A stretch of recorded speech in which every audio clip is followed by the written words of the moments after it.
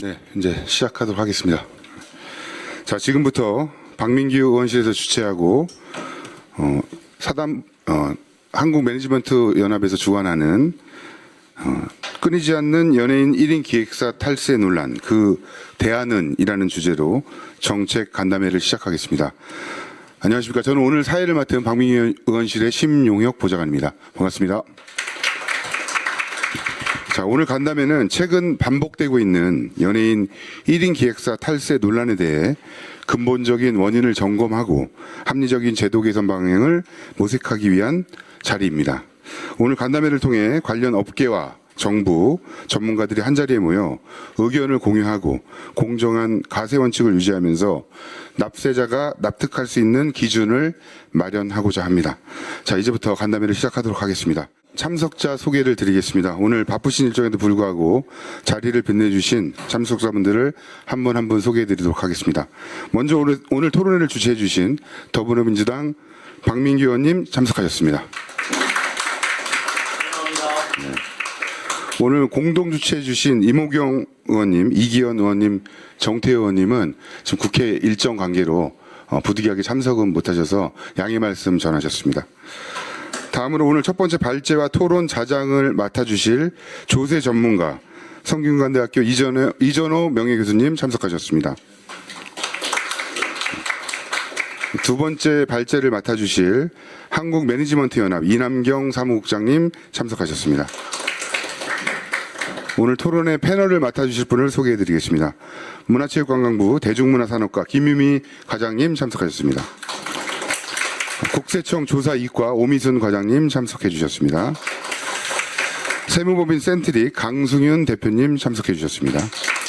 한국일보 연예부 기자이십니다. 유수경 기자님 참석하셨습니다. 그리고 엔터업계에서도 많은 관심을 가져주시고 참석하셨는데요. 자, 모범특시 제작사입니다. 알트스튜디오 김영배 대표님 참석하셨습니다. 자, 미남당 조선민 변호사 제작사죠. 피플스토리 정찬희 대표님 참석하셨습니다. 김태희 서인국 소속사죠. 스토리제이 장두봉 대표님 참석하셨습니다. 최근 산영한 퍼스트라이드 제작사입니다. 브레인샤워 장성욱 대표님 이제 오고 계신답니다. 예, 참석하셨습니다. 자, 유인나 이상희 배우의 소속사인 초록뱀 엔터테인먼트 유준희 부사장님 참석하셨습니다. 예, 이외에도 많은 분들이 함께해 주셨는데요. 발제와 토론 이후에 질의응답 시간이 있으니까 그때 자유롭게 의견 제시해 주시면 감사하겠습니다. 자, 이어서 인사 말씀을 듣도록 하겠습니다. 오늘 간담회를 주최하신 박민규 의원님 인사 말씀 있겠습니다. 큰 박수 부탁드립니다. 네, 더불어민주당 서울 관악구 갑 재정경제위원회에서 활동하고 있는 박민규라고 합니다. 먼저 이렇게 국회에 들어오다 보면 신분증도 맡겨야 되고 불편함이 있으셨을 텐데 게다가 주차장도 좀 이번에 공사 중이어서 어렸을 텐데 와주셔서 너무 감사합니다. 오늘 저희가 토론을 통해서 좀 공론화해보자고 하는 주제는 무엇이 옳고 그르다는 어떤 정답이 있는 것이 아니라 기본적으로 대한민국의 미래의 먹거리의 핵심 중에 하나인 대중문화 예술 산업 자체가 그동안 빠른 시간 동안 세계적으로 각광받는 수준까지 올라와 있지만 그동안에 그저 개인들의 헌신과 땀과 눈물로만 채워왔던 것이 산업화의 과정으로 갔던 지난 10, 20년 과정 속에서 다양한 이슈들이 새롭게 만들어지는 것 같습니다. 그런 과정 속에서 또 대한민국을 근간을 이루는 과세 행정은 무엇보다 중요하거든요. 그래서 당연히 수익이 있으면 과세하는 게 맞는데 그 과정 속에서 대중문화예술업이 갖고 있는 특수성을 반영하지 못한 채 과세가 이루어지는 것이 아닐까라는 의문도 있습니다. 거기에 대해서 오늘 특히 국세청에서도 과장님까지 나와주셔서 너무 감사드리고요. 또 대중문화예술을 담당하고 있는 문체부 관장님도 와주셔서 너무 고맙습니다. 오늘 조세 전문가인 교수님의 관련된 논란에 대한 발제와 또 대중문화예술인을 좀 대리해서 매니지먼트 사단법인에서 나온 말씀들 저희가 다 경청하고 관련된 패널 토론까지 저도 쭉 들으면서 오늘 제가 대표로 참석했지만 더불어민주당이 국회 다수당이자 여당으로서 국세를 담당하고 있는 재정경제 정도의 간사님, 그리고 대중문화예술을 누구보다 사랑하시는 이모경 간사님, 이기현 의원님께 잘 전달해서 대중문화예술의 산업부로 올라가면 그에 마땅한 사회적 책임, 그중에 하나가 국세 과세거든요. 거긴 그대로 하되 그 이관 과정 속에서 그렇다면 우리 기획사들이 어떻게 또 그 대중문화예술의 하나의 주체로서 참여할 수 있는 어떤 자율적인 서로 상호 도와주는 방안이 있을까? 이런 것까지 좀 더 나아갈 수 있는 방향으로 갔으면 하는 게 제 희망이고요. 그런 차에서 제일 먼저 과연 현재 이슈가 됐었던 논란이 됐던 1인 기획사의 과세에 대한 여러 가지 정보를 공개적으로 점검하는 소중한 자리 참석해서 너무 감사드리고요. 저도 잘 듣겠고요. 국민들 여론과 또 정확한 법과 원칙에 따라서 과세 행정이 잘 이루어질 수 있도록 정부 당국과 또 이해관계자들과 소통하겠습니다. 여러분 다시 한번 고맙습니다. 그리고 저 끝까지 다 듣겠습니다. 그러니까 너무 중간에 이성 안 할 테니까요. 대신 좀 시간을 좀 타이트하게 1시 한 20분 정도까지 맞춰주시면 제가 20분, 5분까지 있을 수 있거든요. 그 전에 좀 마무리됐으면 하는 바람이 있습니다. 끝까지 있겠습니다. 고맙습니다. 네, 좋은 말씀 감사드립니다. 자, 이제부터 본격적인 간담회에 앞서 오늘 참석하신 내빈 여러분들을 모시고 단체 사진 촬영을 진행하겠습니다. 내빈 여러분들께서는 단상 앞으로 나와주시면 감사하겠습니다. 오십시오. 저희 대표님도 오십시오. 네 분 아까 설명드렸던 대표님들 다. 나중에 다 잘 돼서 또 다 이렇게 은행방안을 참여하십시오. 네, 여기 앉으시죠.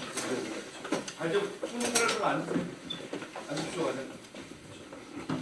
앉는다. 한 분도 안 주셨거든요.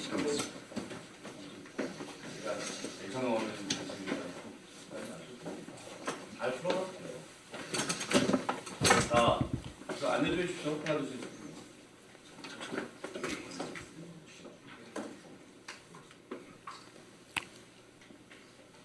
자, 찍겠습니다. 하나, 둘, 셋. 자, 밋밋하니까 화이팅도 한번 하겠습니다. 박수 하겠습니다. 박수. 예, 감사합니다.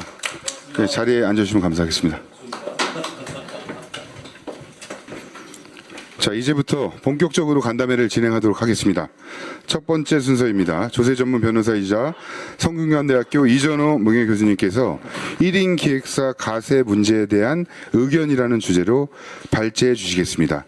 교수님께서는 앉은 자리에서 버튼을 누르시고 발표해 주시면 되겠습니다.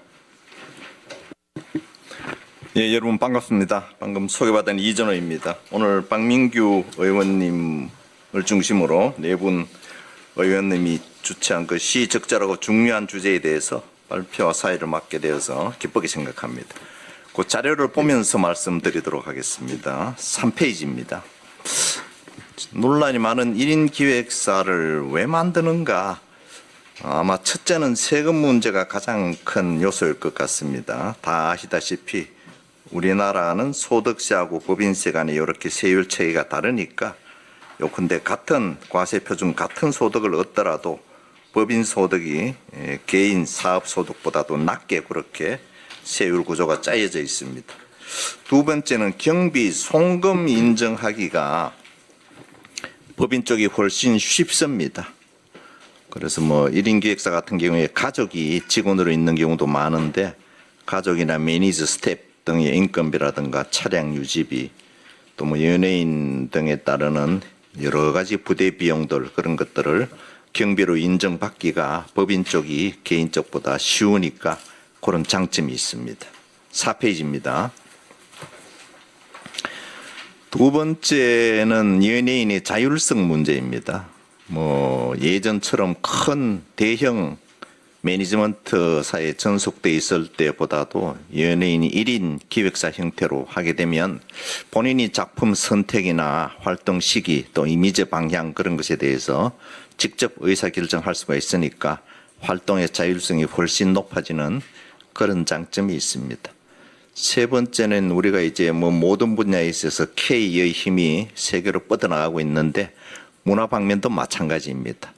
우리 연예인들의 해외 진출도 아주 활발해지고 있는데 그런 경우에 그 커리어 관리라든지 또 지식재산권이라든지 브랜드 가치를 직접 그 기획사에서 주도적으로 할 수 있는 그런 장점이 있습니다. 그럼 이제 왜 논란되고 문제점은 뭔가? 1인 기획사를 바라보는 시각 차이가 좀 극명합니다. 그러니까 엔터테인먼트 산업계 이런 쪽에서는 지금 1인 기획사 형태는 종전의 기획사 형태에서 탈피해서 K컬처가 세계화되는 형상에서 나타나는 필연적인 그런 구조 스킴이다.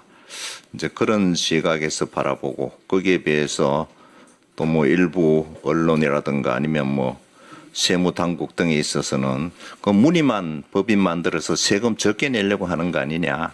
잘못된 구조다. 그런 극명한 시각 차이가 좀 있습니다. 그런데 우선 아까 봤다시피 소득세, 법인세 간의 세율 차이가 있는데 법인 형태를 만들어 가지고 세금을 적게 내겠다. 그 인간의 너무나 당연한 욕구이자 본성이라서 그 자체를 비난할 수는 없습니다. 미국 연방 대법관 중에 러니드 핸드라는 판사가 있는데 그 양반 한 말 중에 사람은 누구든지 세금 적게 내고 싶어 한다. 탈세는 안 되지만은 법을 이용해서 절세하는 것은 당연한 권리다. 애국심 때문에 세금 더 낼 필요는 절대로 없다. 그런 이야기를 했습니다. 그래서 이 자체를 세금을 적게 내고 싶어서 이런 형태를 취한다라는 자체를 비난하기는 어렵다고 하겠습니다. 또 이제 1인 기획사는 말하자면 1인 회사, 주주가 한 사람인 회사 중에 한 형태이고 1인 기획사 이외에 우리나라에 1인 회사들이 많이 있습니다. 많이 있는데 옛날의 상법은 이런 형태를 억제를 하고 허가주의 같이 억압을 했는데 이제 상법은 우리나라 상법 포함해서 세계적인 추세가 설립을 자유롭게 해줍니다. 그래서 1인도 얼마든지 회사 만들 수 있고 자본금 제한도 없습니다. 그러니까 법에서 상법에서 허용하고 있으니까 1인 형태 법인을 만드는 그 자체만 갖고 비난하기는 어렵다고 하겠습니다. 그런 점에서 본다면 지금 언론에서는 실명까지 대대적으로 공개되고 있던데 세무당국에서도 그런 것은 앞으로 좀 지양해야 될 것 같아요. 뭐 어떻게 보면 아직 확실하게 결론이 난 상태라서 아니라서 언론에서 대대적으로 연예인을 마치 무슨 탈세범이나 범죄시하는 그런 일은 잘못이라 하겠습니다. 연예인 같은 경우에는 특히 이제 이미지가 중요하고 해외 진출수에 혹시 이런 게 또 장애 요인이 될 수도 있으니까 그런 우리가 좀 모두 조심해야 될 것 같습니다. 그 반면에 문제점이 있는 것도 또한 사실입니다. 여러 가지를 보면은 뭐 근무하지도 않는 직원들이 월급을 받아가고 경비 처리를 한다든가 또 불필요하고 과다한 경비들이 있다든가 어떤 경우에는 그야말로 무늬만 법인이고 사실은 개인이 하는 건데 그저 껍데기만 법인인 경우가 있다든가 문제점은 많으니까 이걸 어떻게 우리가 투명하게 제도 속으로 가져와서 발전시켜야 될까. 그게 오늘 우리 간담회의 목적이고 필요성이라 하겠습니다. 5페이지입니다. 그럼 어떻게 하면 좋을까. 우선 행정적인 대처 방안하고 입법화, 제도적인 대처 방안으로 저는 나눠서 생각을 해봤는데 우선 행정적 대처 방안으로는 1인 기획사가 국내 몇 개인지 제가 실태를 자세히는 모르겠는데 한 수백 개쯤 되나요? 어떤지 모르겠네요.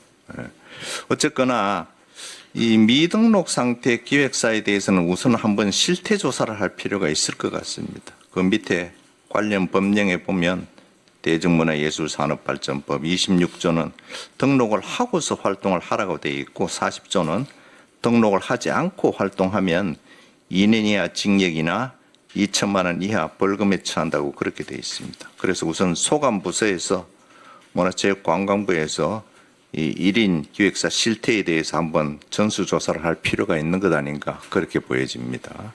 그래서 그중에서 아마 많이 문제되기는 미등록 기획사가 더 문제일 것 같은데 미등록 기획사에 대해서는 뭐 처음부터 처벌하려고 하지 말고 우선은 계도 기간을 주고 언제까지는 등록을 해야 된다.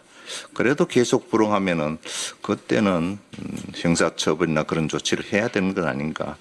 그게 우리 연예산업 전반의 투명성도 높이는 길이라고 생각이 됩니다. 두 번째는 이제 논란이 많은 세무조사 문제인데 뭐 국세청이 논란이 많다고 혐의도 없는 기획사를 무조건 세무조사할 수는 없는 거죠. 그런 건 허용되지도 않는 행위니까.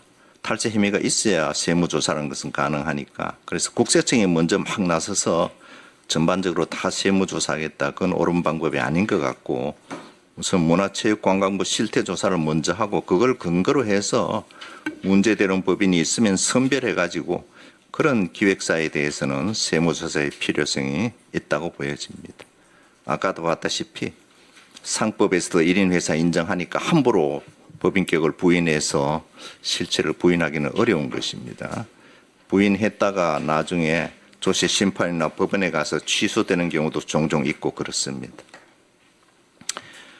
그러면 이제 문제는 그 법인이 있지만 그걸 무시하고 개인, 연예인한테 소득세를 부과할 수 있는가? 그게 문제인데 뭐 세무조사도 다 그런 방향으로 진행이 되고 있을 겁니다만은 중요한 이제 쟁점이 될 만한 소재들이 그 1인 기획사가 정상적인 법인으로 볼 만한 인적, 물적 설비가 있느냐, 아니면은 적정한 사무실도 없이 어디 뭐 집이나 다른 데 그냥 등록만 해두고 가족이 근무도 하지 않는데 직원으로 등재돼 있고 혹시 그런 것은 아닌가? 그 외에 대형 기존 소속사 이외에 1인 기획사를 새로 만들었을 때 실제 역할이 있는가? 예컨대 외부와의 계약 주체가 누구냐? 공연 취소할 때 발생하는 위약금의 최종 책임자가 그 1인 기획사인가?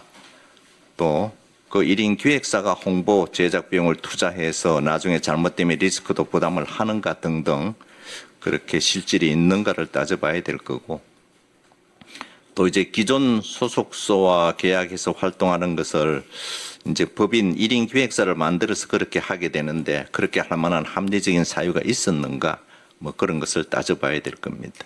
그래서 외형만 법인이고 실질은 개인이라고 보여지면 그때는 사업소득세, 종합소득세를 부과할 수 있을 것입니다. 두 번째는 외형이 법인이고 실질이 법인이다 하더라도 경비 처리가 적정하게 되는가 그 부분에 대해서는 국세청이 앞으로도 많은 관심을 기울여서 지켜볼 필요가 있다고 여겨집니다. 거기까지가 이제 행정적 대처 방안 말하자면 현 제도 하에서의 개선 체계라 할 수 있겠고 이제 제도적으로 좀 바꾼다면 어떻게 하면 좋을까를 한번 생각을 해보겠습니다. 제가 좀 찾아봤더니 일본에서는 별로 참고될 만한 제도가 없고 일본은 우리 대형 기획사하고 비슷하게 연예 사업이 그렇게 운영되고 있더라고요. 참고될 만한 게 미국의 이른바 론아웃 코퍼레이션이라는 제도입니다. 그 제도에 대해서 여기서는 좀 자세하게 썼는데 간단하게만 말씀을 드려보죠. 요 론아웃 코퍼레이션이라는 것은 뭐 연예인, 영화 배우, 감독, 가수 등등이나 프로 운동선수 주로 고액 수입이 있는 사람들입니다. 우리처럼 회사를 설립해서 그 자신의 개인 서비스를 그 회사 우리식의 1인 기획사에 고용을 시키고 그 1인 기획사가 제작사라든지 뭐 프로구단 등의 서비스를 말하면 제공하는 빌려준다 그래서 론아웃 회사 코퍼레이션 그렇게 부릅니다. 그런데 이 회사는 미국 세법에서 퍼스널 서비스 코퍼레이션이라 그래서 개인 인적 개인 서비스 회사라는 게 있는데 그런 것의 일종입니다. 일종이고 요 론아웃 컴퍼니 연예인 등이 있고 론아웃 컴퍼니의 피용자 직원도 되고 또 동시에 자기가 소유자입니다. 직원 겸 소유자가 되고 요 론아웃 컴퍼니가 그 연예인 자기 소속 연예인의 서비스를 외부에 영화 제작사 등에 빌려주는 그런 형태인데 미국도 연예인 등이 1인 주주인 경우가 대부분입니다. 그리고 요 론아웃 컴퍼니는 상법상으로는 미국에 있는 이른바 LLC 유한 책임회사라는 그런 형태인데 세법 측면에서는 법인처럼 그렇게 취급이 되고 있습니다. 미국에서도 요 론아웃 컴퍼니를 왜 만드느냐 장점이 뭐냐 할 때 우리하고 거의 비슷합니다. 첫째는 법인의 책임하고 1인 주주 연예인 책임이 분리가 된다. 가령 무슨 일이 있거나 잘못됐다 하더라도 연예인이 개인적으로 책임지지는 않고 1인 기획사가 책임을 진다. 그럼 뭐 1인 기획사 예컨대 재산이 있으면 그 한도 안에서 책임을 지는 거고 그걸 벗어나서 연예인이 자기 개인 재산으로까지 책임을 질 필요는 없다. 그래서 책임의 분리 그런 목적이 크고 두 번째는 미국 세법은 복잡하기는 한데 어쨌거나 미국 세법에 있어서도 이렇게 로나 컴퍼니가 개인 사업 형태보다도 여러 가지 조세상의 장점이 있어서 로나 컴퍼니를 만듭니다. 7페이지입니다. 기본 구조는 어떻게 짜지는가 하면은 우선 연예인 개인이 자신이 만든 로나 컴퍼니 우리식 1인 기획사하고 고용 계약이나 전속 서비스 계약을 체결합니다. 말하자면 자기가 만든 회사하고 자기가 1단계로 계약을 체결하고 2단계로는 그 로나 코퍼레이션 1인 기획사는 외부의 프로덕션 등과 계약을 체결하고 연예인의 개인 서비스를 그 프로덕션에 제공하는 그런 역할, 의무를 부담합니다. 외부의 프로덕션사는 연예인에게가 아니라 로나 코퍼레이션에 출연료 등을 지급을 하게 되고 로나 코퍼레이션은 이걸 법인 소득으로 인식해서 법인세를 납부하게 됩니다. 그 과정에서 뭐 에이전트, 매니저, 수수료, 변호사, 회계사 비용 여러 가지 등등등은 미국에서 있어서 이른바 필요한 적정한 ordinary and necessary expense라 그래서 대폭 공제 처리가 인정이 되고 여러 가지 그 밖에 급여나 복리희생 구조 설정을 하는 등 1인 기획사가 우리보다는 훨씬 광범위한 그런 역할을 하고 있습니다. 미국에서 로나 코퍼레이션이라는 제목하에 별도 세법 조문은 없고 아까 말씀드린 대로 개인 인적 서비스 회사의 일종이라서 PSC에 관한 조문이 로나 코퍼레이션의 근거 조문인 셈입니다. 거기에 밑에 제가 IRC는 미국 연방 세법을 가리킵니다. 269조 A조항 전문을 실어 놓았고 밑에 번역본까지 실어 놨습니다. 교수들한테는 AI의 가장 큰 장점이 실시간 번역입니다. 예전에는 한자 번역을 했는데 지금 넣으면 바로 나와요. 그리고 초안의 수준이 매우 훌륭해서 조금만 가다듬으면 됩니다. 밑에는 AI가 한 번역을 제가 조금만 손댄 겁니다. 참고로 보시면 되겠고.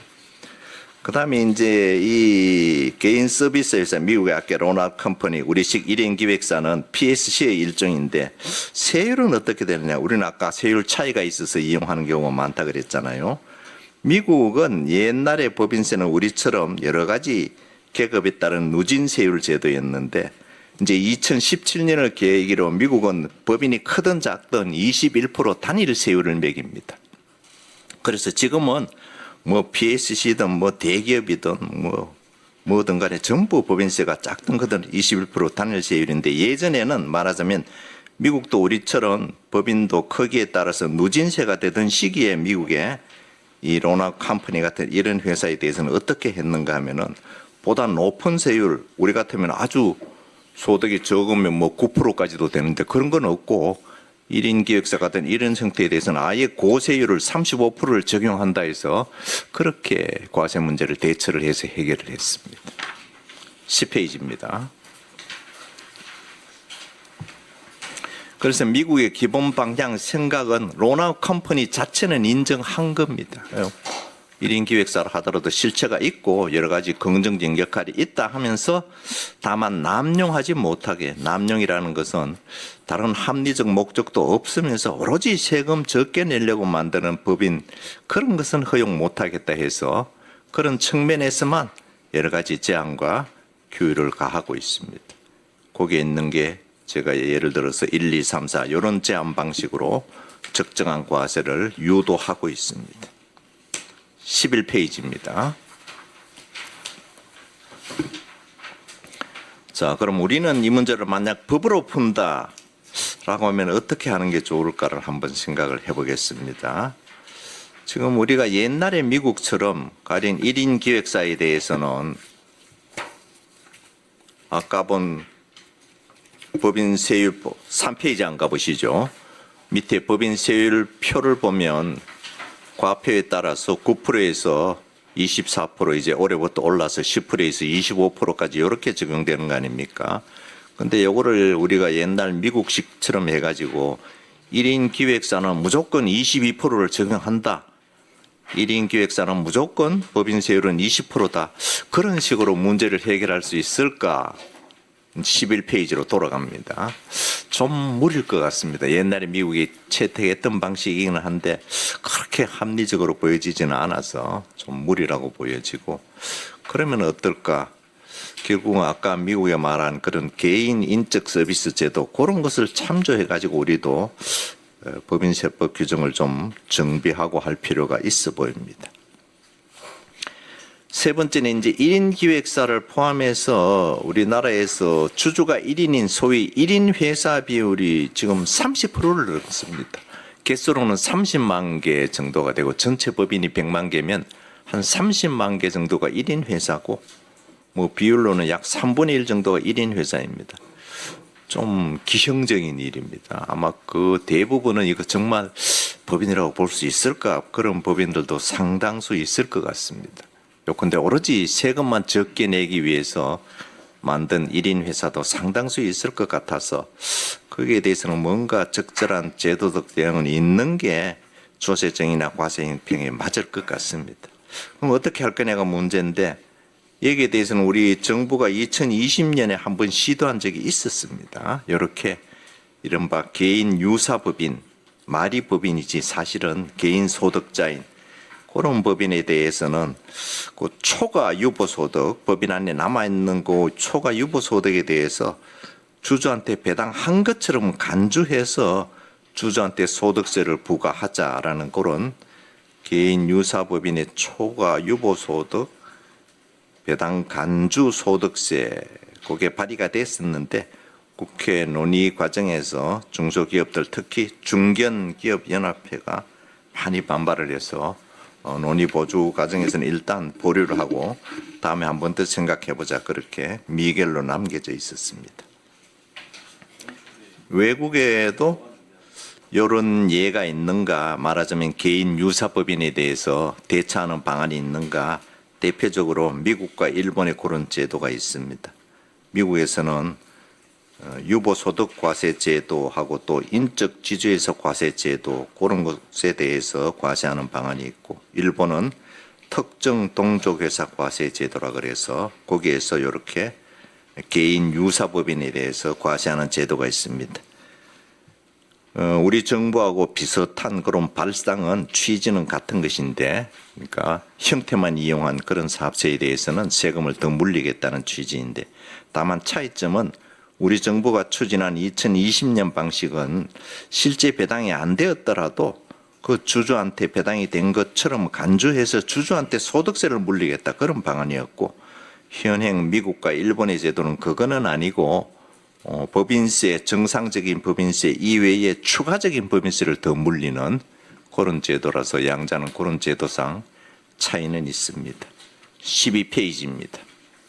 그럼 우리나라 같은 경우에도 이런 개인 유사법인 이용 조세 피해에 대한 입법 필요성은 있어 보이는지, 이제 방향은 두 가지 중에 하나입니다. 결국은 옛날 2020년에 이 배당 간주 제도를 다시 한번 추진해 볼 건지, 아니면 미국이나 일본처럼 법인세를 추가로 물리는 그런 법인세 추가과세 제도를 추진해 볼 건지, 두 가지 중 하나가 택일점이라 하겠는데, 저는 후자 법인세 추가과세 제도가 더 낫다고 보여집니다. 우선은 대전제가 우리가 개인 소득, 개인 사업체하고 법인 실체를 구별하고 있는데, 상법 체계도 그렇고 세법 체계도 그런데, 지금 2020년식 우리 정부가 추진했던 방안은 이 구별 자체를 무너뜨리는 것이라서 그 점에서 너무 좀 과격한 것 같고, 두 번째 이제 배당 간주 제도의 한 가지 문제점은 아직 주주한테 배당이 안 된 상태인데 배당된 것처럼 봐서 세금을 미리 매겨서 미리 받겠다는 거니까 그 점도 좀 무리라고 보여집니다. 물론 나중에 이제 실제 배당을 받게 되면 전번에 과세했던 것은 빼주기는 하는데, 그래도 어쨌거나 미실현 소득에 대해서 당겨서 과세하는 데는 좀 무리라고 보여져서 이 부분에 대해서는 우리가 신중한 논의를 좀 거쳐서 법인세를 추가 과세하는 방향으로 1인 기획사 문제도 그렇게 푸는 게 합리적이지 않을까, 그렇게 여겨집니다. 예, 제 발제는 여기까지입니다. 감사합니다. 예, 감사합니다. 과세 문제와 제도 개선 방안을 법과 세무의 관점에서 잘 정리해 주셨습니다. 다시 한번 이준호 박사님께 큰 박수 부탁드리겠습니다. 자, 다음은 두 번째 순서입니다. 한국 매니지먼트 연합 이남경 사무국장님께서 연예인 1인 기획사의 탈세 논란에 대한 소고라는 주제로 발제해 주시겠습니다. 네. 네, 안녕하십니까. 네, 제가 좀 짧아가지고 마이크가 좀 가까이 있어야 되겠네요.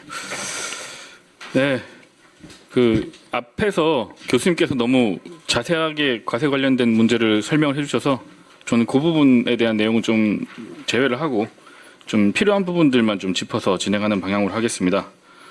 먼저 일단 여기에 참석해 주시고 또 함께 해주시는 그 의원님 이하의 모든 분들 그리고 관계자분들 모두 반갑습니다. 지금 우리 사회의 화두가 지금 연예인 1인 기획사 탈세에 관련된 내용인데요.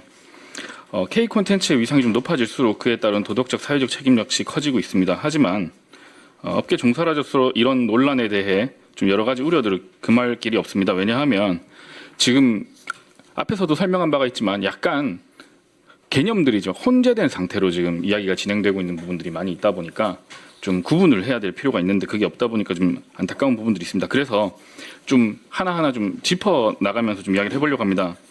먼저 실체에 대한 세 가지 개념에 대해서 좀 정립을 해보겠습니다.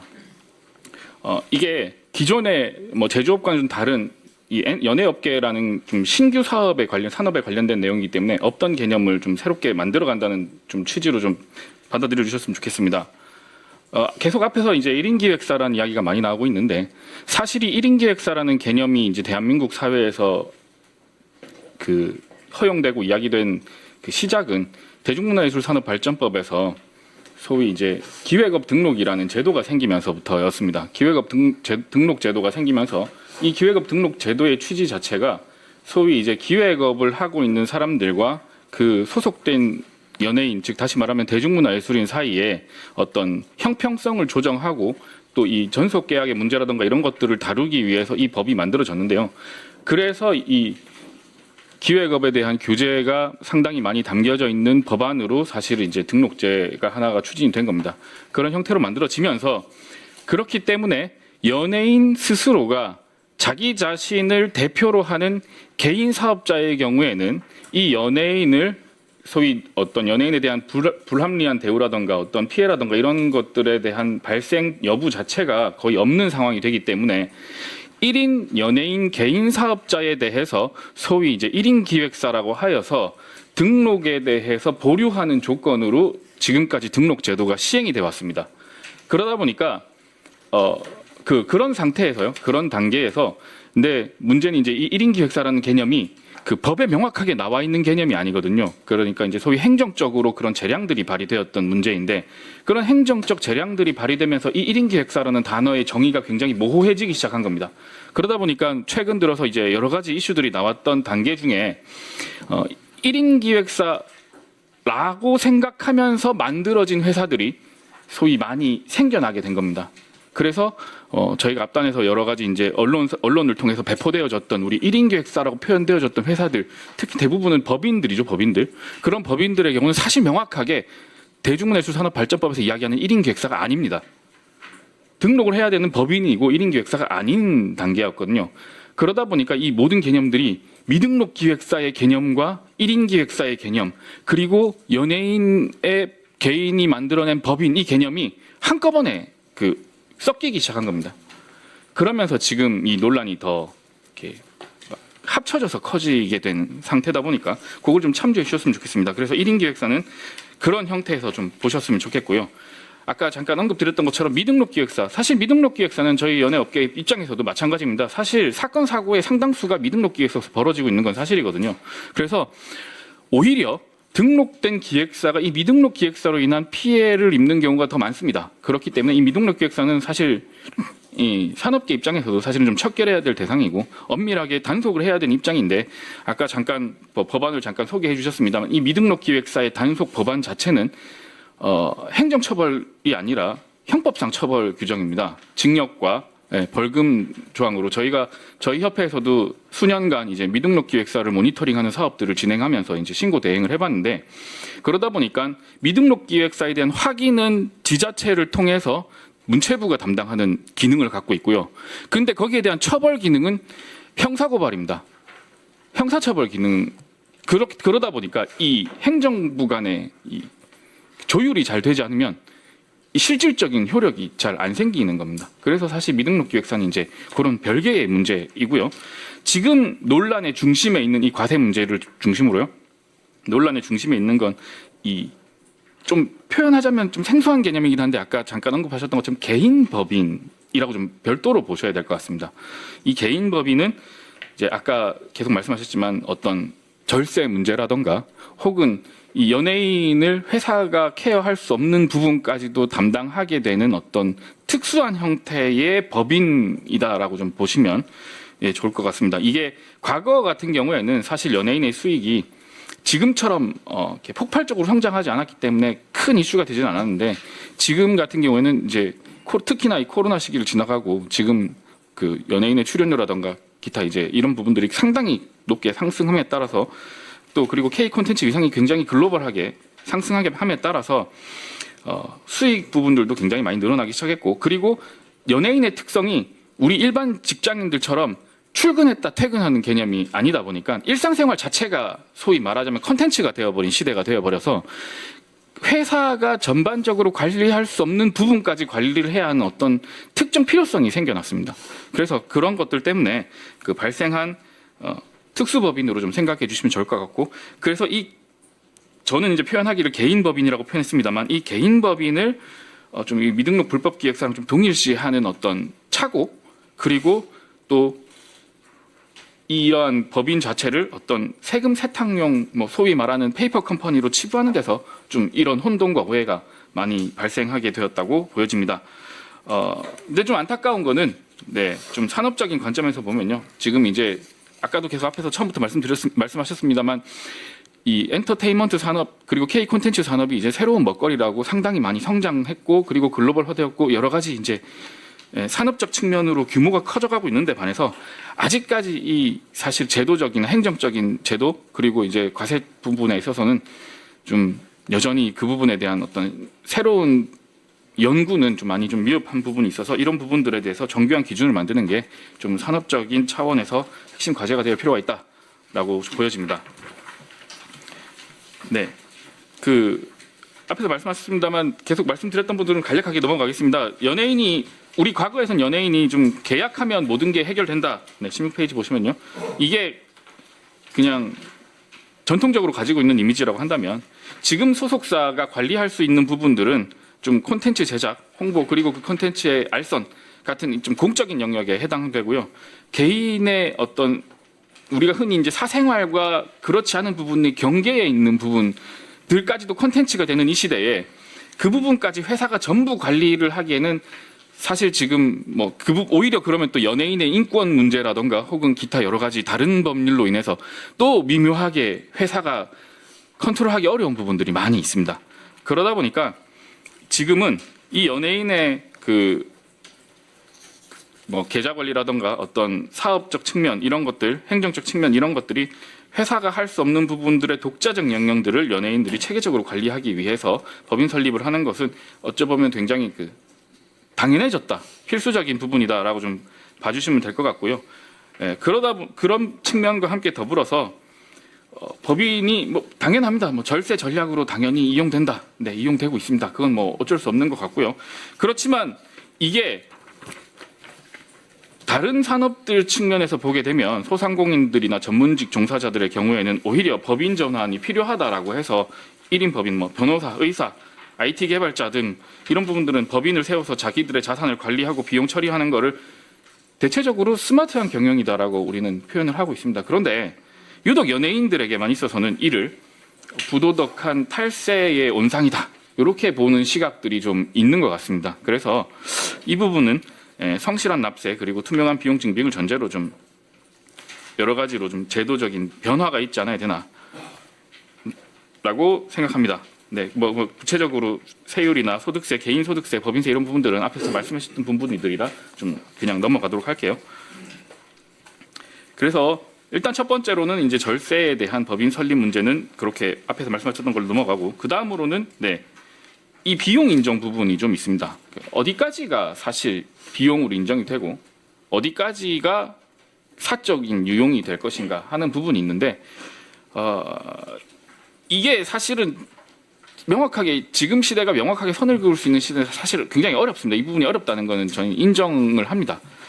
그리고 아까도 말씀드렸던 것처럼 연예인이 뭐 예를 들어서 어느 식당에 가서 식사를 하는 그것마저도 사실은 다 지금은 상품화되고 그것 자체가 어떤 그 트렌드를 이끌어내는 어떤 하나의 마케팅 일환이 되어버리는 시대가 되어버렸습니다.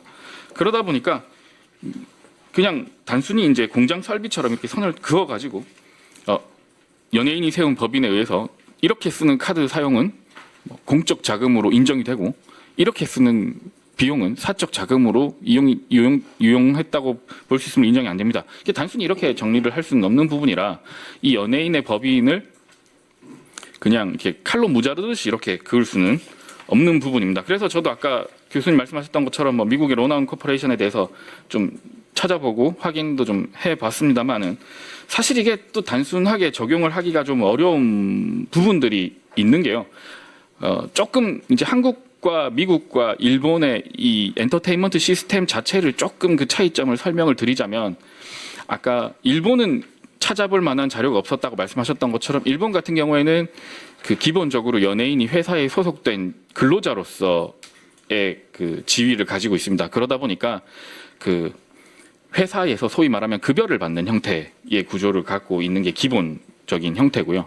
미국 같은 경우에는 또 좀 다른 게 미국은 연예인 헐리우드를 중심으로 한 연예인 중심의 수익 소득 분배가 이루어집니다. 그래서 우리나라처럼 어떤 소속사, 기획사에 소속되어져서 이 기획사가 알선과 소위 기획과 매니지먼트를 처리하는 전속 계약의 형태를 갖고 있다기보단 연예인 자신이 기획자를 고용하는 형태, 그리고 매니지먼트를 하는 매니저를 고용하는 형태. 그렇기 때문에 이 연예인에게 모든 포커스가 집중이 돼 있고, 그래서 이 연예인을 관리하는 1인 회사가 좀 더 쉽게 이루어질 수 있는 구조인 겁니다. 그렇기 때문에 이거를 단순히 우리나라의 형태로 적용을 하게 되면 지금의 전속계약 형태가 근간이 상당히 흔들릴 수밖에 없습니다. 지금 우리나라는 전속계약을 통해서 연예인의 시작부터 성공하는 단계까지 회사들이 마케팅부터 시작해서 모든 것들을 이루어내는 구조, 즉 말하자면 회사가 이 연예인의 성공에 상당히 많은 지분을 가지고 있는 형태이기 때문에 이걸 또 단순하게 그 미국의 형태처럼 가지고 가긴 좀 어려운 구조다라고 좀 보시면 될 수 있을 것 같습니다.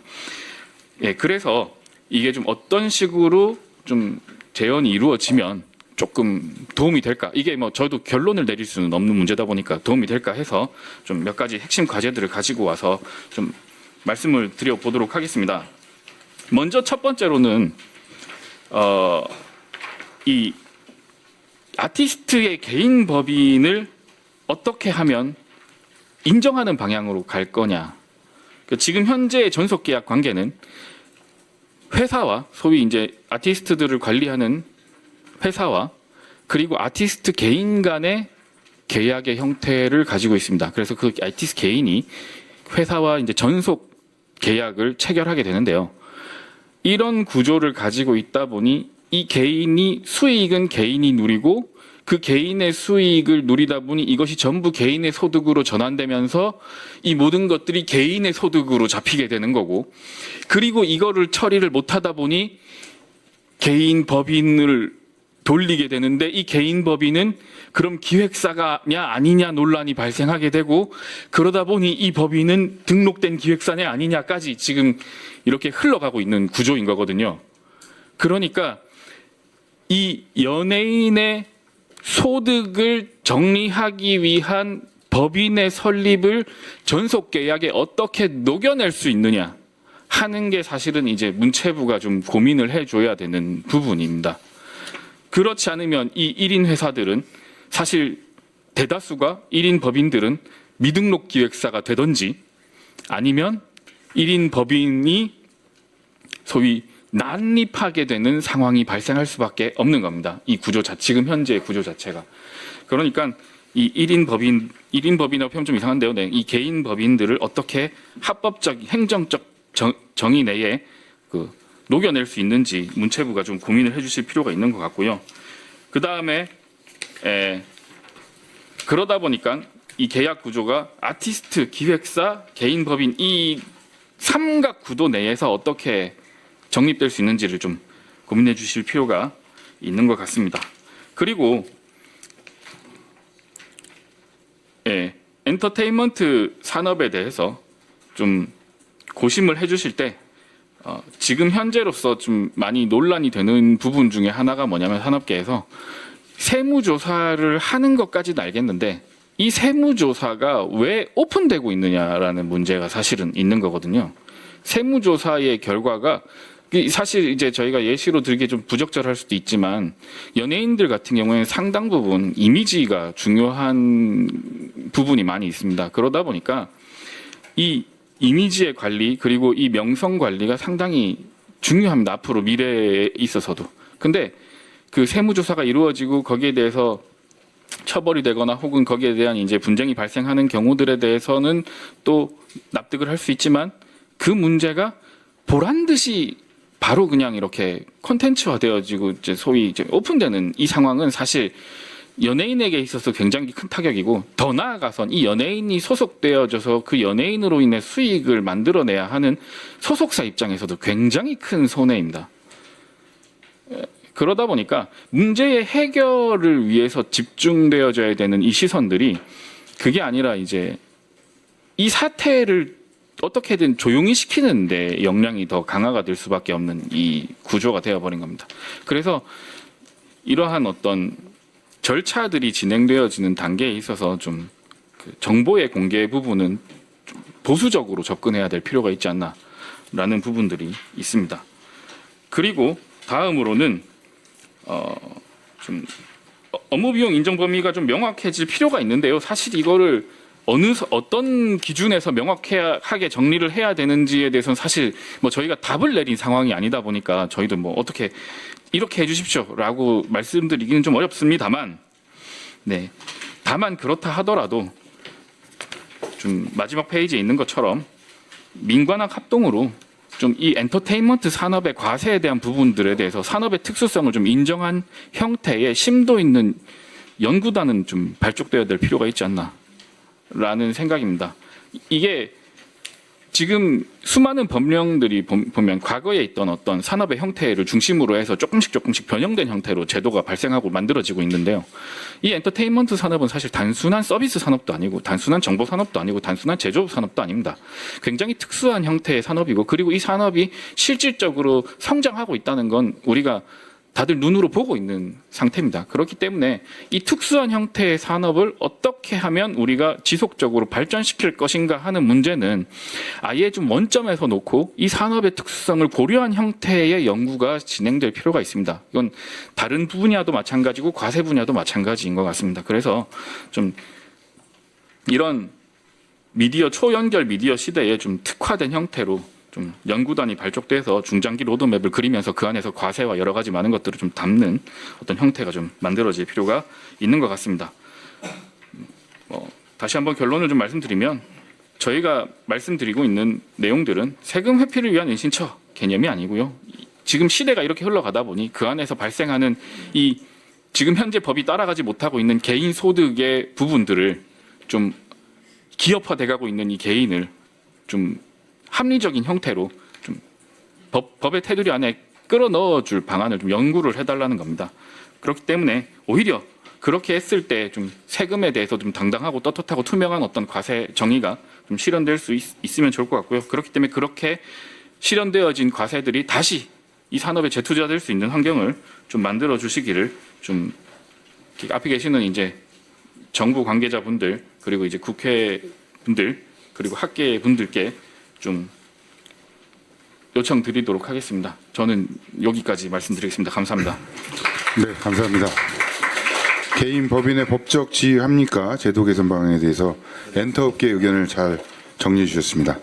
다시 한번 은한경 사무국장님께 큰 박수 부탁드리겠습니다.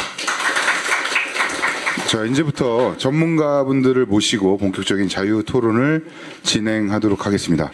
토론의 원활한 진행을 위해서 지금부터는 오늘 자장을 맡아주신 이전우 교수님께 마이크를 넘기도록 하겠습니다. 예, 저하고 이제 이남경 국장님 발제를 마쳤습니다. 지금부터는 우선 지정 토론자로 온 분들 의견을 좀 듣고 그 밖에 또 참석하신 관계자 여러분도 의견이 있으시면 자유롭게 그렇게 듣도록 하겠습니다. 첫 번째로 김유미 문화체육관광부 대중문화산업과 과장님 토론 말씀 듣도록 하겠습니다. 안녕하세요. 문체부 대중문화산업과장 김유미입니다. 앞에서 발제해 주신 두 내용에 대해서 이렇게 잘 들었고요. 그리고 이 토론회를 계기로 저도 조금 최근에 이슈가 돼서 검토를 하긴 했지만 이 토론회를 계기로 국내외 사례라든지 그리고 업계에서 기존에 건의해 주셨던 내용 그리고 국회에서 있었던 여러 가지 제도 개선 논의들 종합해서 좀 검토를 해보게 되었습니다. 그래서 일단 기본적인 현재 저희 현황을 말씀을 좀 드리자면 대중문화예술산업법이 14년도에 제정된 이래 한 10년 정도 경과를 한 상황이긴 한데요. 사실상 등록제도가 다른 법에 비해서 규정 자체가 등록과 신고제의 약간 사이 정도로 규정이 되어 있는 걸로 보입니다. 왜냐하면 요건 자체가 이제 경력, 예를 들어 2년 이상의 근무 경력이 있거나 혹은 정해진 법정 교육을 이수했을 경우 정도로 규정이 되어 있고 그 외에는 주사무소가 있는 걸로 그 두 가지 정도의 요건으로 크게 구분이 되어 있어서 현실적으로 운영을 할 때 정말 용역을 제공알선한다는 그 기획업의 실질 행위를 하고 있느냐 아니면 혹은 종사자 그러니까 소속 종사자 직원이 뭐 1인 이상에서 몇 명까지 돼 있냐 이런 부분들이 등록 요건이 아니다 보니까 실제적으로 지자체에서 등록 업무를 할 때 기본적인 현황 부분이 일단 집계가 잘 안 되고 있는 부분은 사실입니다. 그래서 법이 10년이 넘게 이제 제정된 이후에 운영이 되어 오면서 그동안 이 1인 기획사 문제라든지 아니면 유튜브나 이런 새로운 유형의 창작자분들이 많이 등장을 하게 된 상황이라서 전반에 대해서 한번 제도 개선, 법 개정을 검토해야 되는 시점이 온 상황으로 판단을 하고 있고 그 부분에 대해서는 저희가 지금 법 개정 관련해서 검토를 하고 있으며 그리고 추후 관계 업계나 이 전문가분들 모시고 공론화를 좀 해서 개선 방안을 도출을 할 예정입니다. 일단 큰 틀에서 방향성을 말씀을 드렸고 최근 논란이 되고 있는 1인 기획사 탈세와 관련해서는 예를 들어 뭐 허위 세금 계산서 발행이라든지 이런 명백한 탈세 외에 저희 업계에서 얘기를 해주시고 계신 것과 마찬가지로 개인과 법인 사이에서 사실상 이제 그 사이에 있는 회색지대 부분이 있는 것으로 저희는 보이고 그 부분이 저희 엔터 산업뿐만 아니라 사실상은 전 분야에 해당이 되겠지만 대중문화예술 산업의 특수성 때문에 조금 더 부각이 되고 있고 다른 영역과 조금 특수하게 고려를 해야 되는 비용 처리 문제라든지 해당 수요들이 있는 것으로 저희도 판단을 하고 있습니다. 그래서 기본적으로는 저희 법 개정과 관련해서 검토를 해볼 때 아까 말씀드린 대로 등록 요건을 조금 업계 현황이나 변화를 반영해서 차등화 한다든지 예를 들면 1인 기획사 부분이나 아니면 흔히들 얘기하는 연습생을 육성하는 형태의 기획업 등 세분화를 할 수 있을 것 같아서 그 부분을 검토가 필요할 것 같고요. 그리고 경력이나 교육 같은 등록 요건을 조금 더 실질화해서 등록할 때부터 연매협에서도 얘기를 해주셨듯이 미등록에 대한 관리가 명확하게 될 수 있고 등록이 되었더라도 실질 운영을 등록 요건으로 어느 정도 스크리닝을 가능할 수 있게 하는 방법이 검토가 필요할 것 같습니다. 그리고 현재는 저희가 기획업 등록 업무가 광역지자체로 위임이 되어 있는 상태고 지자체와 협력을 해서 현황 조사를 하고 있고 2년 주기로 실태 조사를 하고 있기는 합니다. 다만 지적해 주신 대로 사실상의 좀 신고제에 가깝게 운영되다 보니까 관리 측면에서 조금 부족한 측면이 있는 것으로 판단이 돼서 현재 최근의 이슈와 그리고 작년 말 저희가 계도기간 운영했던 거를 감안을 해서 광역지자체에 저희가 지금 현황조사랑 점검을 요청을 드려놓은 상황이고 3월 중순에서 4월 정도에 집계된 결과를 파악할 수 있을 것으로 보입니다. 그 부분을 보고 저희가 현황을 조금 기본적으로 판단하고 업계와 논의해서 법 개정 작업을 검토를 할 예정입니다. 그리고 마지막으로는 이제 시스템의 문제인데요. 저희가 법에 따라서 등록 업무를 그 대중문화예술 정보 시스템을 통해서 운영을 하고 있긴 하지만 실시간 연동, 예를 들어 뭐 지자체나 혹은 국세청의 그 사업자 등록 시스템이라든지 이런 부분이랑 실시간 연동이 되어 있는 상황은 아닙니다. 그래서 이 부분을 좀 고도화해서 시스템적으로도 모두가 그 돌아가는 현황을 좀 파악할 수 있게 그 제도적으로 좀 개선을 하려고 하고 있습니다. 그리고 또 현재 그 시스템 고도와 함께 주기적으로 조금 점검을 해서 예를 들면 뭐 표준계약서 이행 여부라든지 왜냐하면 지금은 한번 등록하면 사실상 폐업이 되기 전까지는 그대로 영구적으로 기획업이 등록이 되고 있는 상태라 실제 그 활동하고 있는 여부에 대한 점검 스크리닝을 만들고 그 부분에 따라서 등록 제도도 일정 주기별로 갱신이든 어떤 형태로든 조금 관리를 강화할 수 있는 방법들 이런 것들을 함께 모색을 해야 되는 상황 같습니다. 예, 그래서 결국은 개인과 법인 사이에 있는 그 소위 개인 유사 법인과 가까운 형태를 어떻게 규정할 것인가라는 세법의 논의와 업계의 특수성을 인정해야 해서 사전에 예측할 수 있는 어느 정도의 가이드라인이라고 할까요? 이런 부분들을 마련하는 게 크게 이제 두 가지 정도가 될 것 같고 미국 외에 영국에도 그 개인 그 PCS 법인에 대한 약간 온라인의 사전 진단 테스트를 제공한다든지 그런 사례들이 있는 걸로 이번에 저도 확인을 하게 돼서 해외 사례도 조금 참고를 해야 될 것 같고 그 업계에서 제안해 주신 그 관련 부분에서 연구를 하는 방향 저희가 추진하도록 하겠습니다. 예, 감사합니다. 그리고 정말 양해의 말씀을 구하려고 하는데 제가 현재 다른 일정으로 좀 이석을 해야 돼서 저희 담당자는 끝까지 있으면서 내용을 정리를 해서 저희도 내부에 보고를 드리도록 하겠습니다. 예, 감사합니다. 그 관련해서 네. 저한테 상임위는 아니지만 네네. 말씀하셨던 팩트조사 결과하고 네네. 법 개정 추진 과제 네. 그 관련 연구 용역을 추진한다고 했으니까 문제 어떻게 발표할 것인지 네네. 세 가지 보고해 주세요. 네, 알겠습니다. 그리고 나가시고 저기 담당자분 앞으로 오시고 네네. 고생하셨습니다. 네, 감사합니다. 네. 오케이. 김 과장께서는 이제 법 제정된 지가 한 10년이 넘었는데 그 당시에 비춰보면은 이 등록제도에 관한 규정들이 조금 허술한 것 같다. 그래서 등록 관련 규정을 개정해서 조금 실질화, 차등화할 그런 개정 방향을 생각해 보겠다 그랬고 두 번째로는 이제 행정적인 측면에서는 이게 다른 부처 예컨대 뭐 국세청 등과 정보를 실시간 공유한다든가 또 지금처럼 일단 등록만 바꾸는 방치해두는 그런 게 아니고 주기적인 점검을 하겠다든가 그런 이제 행정적 보완책을 취해보겠다 하고 마지막으로는 여기에 대해서 종합적인 어떤 가이드라인을 제공할 수 있게 해보겠다. 그렇기 때문에 사실 좋죠. 기획사나 납세자 측면에서도 가이드라인이 있으면 거기 따라서 하면 서로 좋으니까 그런 사례를 마련해 보겠다고 그렇게 발표 토론을 했습니다. 예, 잘 들었습니다. 다음에 두 번째로 토론은 우리 오미순 국세청 조사이과 과장님 토론 듣도록 하겠습니다. 오늘 뭐 명단 공표했다고 비난을 많이 받았는데. 네, 안녕하십니까. 국세청 조사이과장 오미순입니다. 우선 이런 공론의 장을 마련해 주신 박민규 의원님께 우선 감사의 말씀을 좀 드립니다.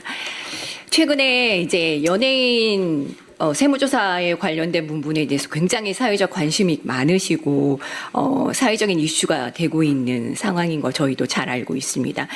네, 뭐 한편으로는 연예인만이 이렇게 과하게 엄정하게 엄격하게 세무조사를 하는 거냐라고 하는 그런 목소리도 사실 들리고 있는데 이 자리를 들어서 좀 말씀을 드리고 싶은 거는 사실 연예인뿐만 아니라 저희 국세청은 모든 다 업종들의 사실은 형식과 관계없이 실질에 근거하여서 조사를 공평하게 과세를 하고 있다는 것을 이 자리를 들어서 다시 한번 좀 말씀을 드리고 싶습니다.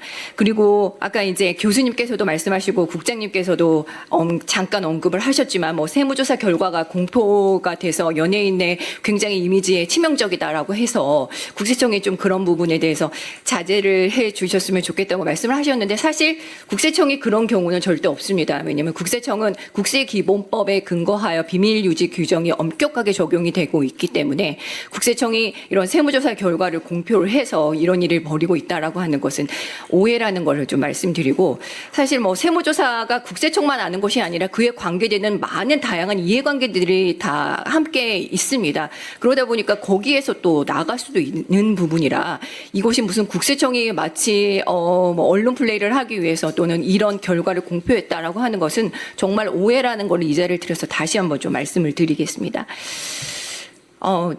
사실 1인 기획사 그리고 뭐 이것이 등록됐다, 미등록됐다, 뭐 이런 명칭상으로 굉장히 오해가 있는 것이 좀 사실입니다.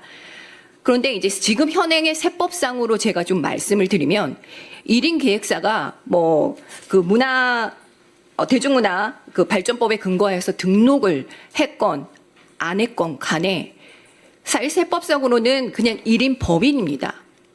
1인 법인으로서 다른 법인하고 크게 다를 바가 없습니다. 똑같이 적용이 됩니다. 세법상으로는 그 법인으로 설립된 그 자체를 법인격을 부인하는 것이 아니라 과세 측면에서 볼 때 이 법인이 실질적으로 인적인 물적인 시설을 갖추고 있는 곳 있어서 실제 하는가, 그리고 그에 합당한 역할과 기능을 하고 있는지, 그리고 그 역할과 기능에 맞는 소득이 배분받고 있는지가 굉장히 중요한 기준입니다. 1인 기획사도 그에 마찬가지입니다. 근데 다들 다 알고 계시고 아까 국장님께서도 충분히 말씀을 하셨지만 연예인의 활동은 연예인 그 자체만 할 수 있습니다. 다른 어떤 누구도 대체할 수 없습니다. 법인이 대체해 줄 수 없습니다. 연예인만이 할 수 있는 일신 전속적 활동입니다. 따라서 국세청이 볼 때는 그 연예인이 연예 활동을 해서 벌어들인 출연료의 정산은 사실 연예인에게 귀속되는 것이 맞습니다. 다만 1인 기획사가 연예인을 관리를 하는 데 있어서 어떤 역할을 했다면 그 역할과 기능에 맞는 정도만 소득이 배분돼야 되는 것이 맞다고 생각합니다. 근데 지금 이제 여러 가지 조사 사례들을 사실 보게 되면은 대부분의 소득은 사실 1인 기획사에 전부 다 귀속시켜 놓고 연예인은 소액의 몇백만 원, 그 정도의 그 소득만을 귀속시키고 그렇게 세금 신고를 합니다. 다른 연예인들은 뭐 45% 고율의 소득세를 납부를 하게 되는데 이런 경우에는 그냥 법인세 20%, 세율 부담이 굉장히 세율 차이가 굉장히 크게 나타나게 돼서 이런 합법을 가장한 조세를 부당하게 회피하는 행위를 하고 있는 것으로 보여집니다. 따라서 국세청은 뭐 향후에 어떤 새로운 그런 입법적인 제도가 뭐 보완이 되고 그렇지 않은 이상, 그리고 일부의 지금 연예인들께서는 이제 불복을 해서 세무조사의 결과에 대해서 불복을 해가지고 지금 다투고 있는 것을 알고 있는데 그에 관련된 뭐 판례가 형성이 되고 그 판례가 정교화 되기 전까지는 국세청은 이 연예인이 설립한 1인 기획사 다른 법인 1인 법인으로서 다른 법인과 똑같다. 세법상으로 실질 과세 원칙에 근거하여서 다른 법인들과 동일하게 제가 아까 말씀드린 세 가지 기준으로 할 수밖에 없다. 그것이 오히려 우리 세법상으로 말하는 조세 법률주의와 조세 공평주의를 실현하는 길이라고 생각이 듭니다. 잘 들어주셔서 감사합니다. 이상입니다.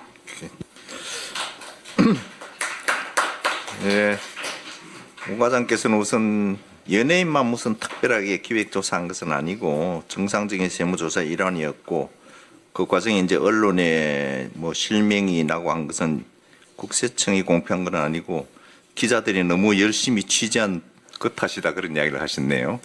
어쨌거나 실명 공개는 조금 우리가 앞으로 어떤 식으로든 조금 자제할 필요가 있을 것 같고, 두 번째는 이제 법인격을 부인하는 게 아니고 실질 과세 원칙에 따라서 세무조사를 해서 과세를 하였을 따릅니다. 당연한 이야기인데 그 과정에서 이제 연예인한테는 극히 소수 형태만 이렇게 지급이 되고 나머지는 전부 그냥 1인 회사에 쌓아두는 거 그게 문제다 그랬는데 그런 문제가 있죠. 그 제 발표 자료 10페이지에 아까는 건너뛰었는데 참고로 한번 보면 그 2번 합리적 보수 원칙이라 그래서 미국에서도 똑같은 문제가 있었어요. 이렇게 법인을 만들어 가지고는 연예인한테는 그야말로 돈을 거의 지급 안 하니까 그 사람 소득세 안 내고 그냥 법인에 계속 쌓아두고 법인세만 뭐 조금 내고 이래서 결국은 여기도 저기도 세금을 안 내는 그런 결과가 되니까 미국에서는 요 합리적 보수 원칙이라는 걸 확립을 세워가지고 연예인한테 조금밖에 소득을 안 줬더라도 연예인한테 보수를 많이 지급한 것처럼 봐가지고 그렇게 소득세를 부과할 수 있는 그런 제도적 타개책도 모색을 하고 있던데 그런 것도 나중에 우리가 제도 개선을 고민할 때 좀 참조가 되겠네요. 예. 다음으로는 우리 강성윤 세무법인 센트럴 대표님 토론 듣도록 하겠습니다. 예, 강승희입니다. 저는 어저께 가지고 방청석에 앉아 있는 걸로 돼 있었는데 갑자기 이쪽으로 와서 좀 당황스럽고요. 우선 그 교수님께서 첫 번째 주제로 오늘은 또 개선 방안이 또 중요하지 않습니까? 그 개선 방안에 대해서 추가적으로 제가 말씀을 드리면 교수님께서는 뭐 법인세 추가 과세가 타당하냐 아니면 뭐 배당 간주 제도가 어떠냐에 대해서 교수님 의견은 법인세 추가 과세가 타당하다고 이렇게 말씀하셨는데 저도 뭐 거기에 100% 동의합니다. 그러나 이제 예전에 이런 개인 법인에 대해서 과세를 하기 위해서 많은 노력을 했었죠. 2020년에 개인 유사 법인에 대해서 과세를 하려다가 그게 입법이 안 됐고요. 그 다음에 이제 입법이 된 게 뭐냐면 2025년부터 시작이 된 게 부동산 임대업 법인. 부동산 임대업 법인이 주업이거나 아니면 매출액이 50% 이상, 임직원이 그다음에 5명 미만, 그다음 최대 주주가 50% 이상인 그 부동산 임대 법인에 대해서는 보통 우리가 2억 원 과세 표준이 2억 원 매매하는 9%율을 적용하는데 그 법인에 대해서만 그냥 10%, 2억 원 미만에 대해서만 나머지 2억 원 초과에 대해서는 똑같이. 그래서 저희도 어떻게 보면 개인 법인에 대해서도 이와 유사하게 명확하게 수치를 정해서 하는 게 어떨까. 그러니까 뭐 실질과세 원칙, 뭐 그다음에 역할이 어떠냐 이런 거를 규정을 하게 되면 어떻게 뭐 규정을 하더라도 계속 분란이 생길 수밖에 없어요. 그래서 이 25년도부터 법인세법 55조 1항에 대해서 일부 부동산 법인에 대해서는 세법이 개정됐기 때문에 그거와 유사하게 아니면 추가해서 하는 방안이 어떨까 싶습니다. 그리고 법적인 측면에서는 제가 교수님께서도 말씀하시고 했기 때문에 실무적인 측면에서 그냥 말씀을 드리고자 합니다. 아까 교수님께서 발표하신 자료에 의하면 그 1인 주주 법인들이 한 약 30%라고 말씀하셨어요. 그래서 작년에 국세통계 연보를 보니까 109만 개가 주식회사더라고요. 그래서 약 30만 개 정도 되는데 그래서 국세청에서는 조사 나올 때는 늘 그런 얘기를 하죠. 이제 1인 법인의 역할이 뭐냐, 기능이 뭐냐 이렇게 하는데 오늘 이 자리가 마련된 것도 그런 것 같습니다.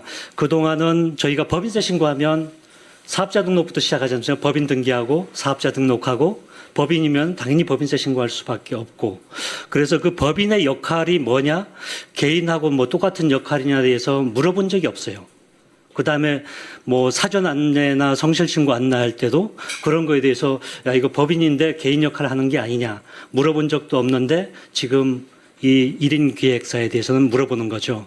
그런데 문제는 뭐냐면 지금 30만 개 법인에 대해서는 지금까지 한 번도 이렇게 검토를 안 하다가 1인 기획사에 대해서만 이번에 역할이 뭐냐 이렇게 해가지고 지난번 뭐 차은호 씨부터 시작해서 그냥 저희가 정보 수집한 거에 따르면 그 이후로도 1인 기획사에 대해서 대대적으로 세무조사를 한다고 알고 있거든요.